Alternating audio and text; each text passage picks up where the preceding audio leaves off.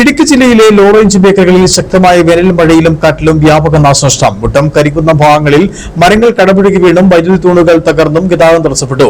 മുട്ടത്തിന് സമീപം കാറിന് മുകളിലേക്കാണ് വൈദ്യുതി തൂൺ ഒടിഞ്ഞു വീണതെങ്കിലും യാത്രക്കാർ അത്ഭുതകരമായി രക്ഷപ്പെടുകയായിരുന്നു. തൊടുപുഴ പുളിയമ്പല സംസ്ഥാന പാതയിലെ 7-ാം മൈൽ ഭാഗത്താണ് കാറിന് മുകളിലേക്ക് വൈദ്യുതി തൂൺ ഒടിഞ്ഞു വീണ അപകടമുണ്ടായത്. മരം കടപുഴകി വൈദ്യുതി ലൈനിലേക്ക് പതിച്ചതോടെ സമീപത്തെ ഇലക്ട്രിക് പോസ്റ്റ് ഒടിഞ്ഞ കാറിന് മുകളിലേക്ക് വീഴുകയായിരുന്നു.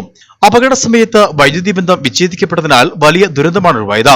വാഹനത്തിന് സാരമായ കേടുപാടുകൾ സംഭവിച്ചെങ്കിലും യാത്രക്കാർ നിസ്സാര പരിക്കോടെ രക്ഷപ്പെട്ടു.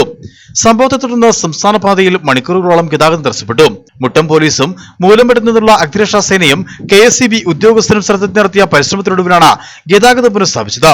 തുടങ്ങനാട് പഴയമറ്റം ട്രാൻസ്ഫോമറിന് സമീപം 11 kV ലൈനിലേക്ക് മരം ഒടിഞ്ഞു വീണതിനെ തുടർന്ന് മുട്ടം വിച്ചാട് കവല പഴയമറ്റം റോഡിലും ഗതാഗതം തടസ്സപ്പെട്ടു.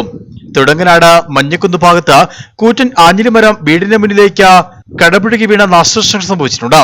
കൂടാതെ മുണ്ടയ്ക്കവാതിൽ മഞ്ഞക്കുന്ന് റോഡിലും റബ്ബർ മരങ്ങൾ ഒടിഞ്ഞു വീണ വൈദ്യുതി ബന്ധം പൂർണ്ണമായും തകരാറിലായി.